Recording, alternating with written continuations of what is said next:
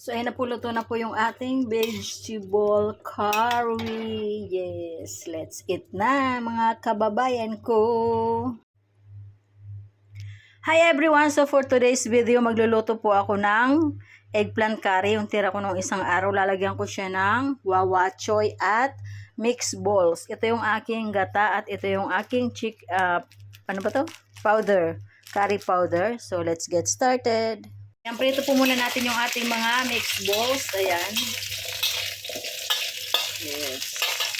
Ayan, naka-ready na po ang lahat at tunawin natin ang ating curry. Ayan. Yes. At igisa na po natin ang ating mga bawang, sibuyas at ginger. Sunod po natin ang ating talong.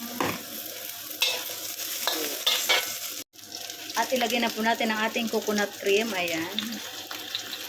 Dalawa po ang ilalagay ko. Yes.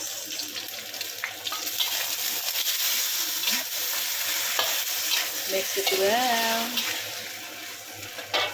Inilagay na po natin ang ating mixed balls. Ayan.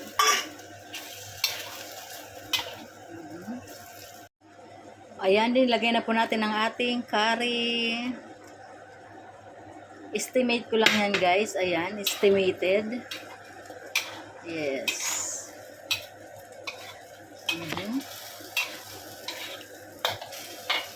So, ayun na po, nailagay ko na po lahat ng mga ingredients at ilagay naman po natin ang ating wawa choy. Ayan. Almost done na po siya. Yes.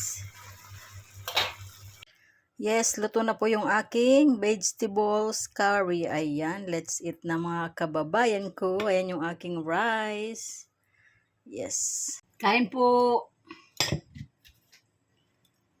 Vegetables curry. Thank you, Lord.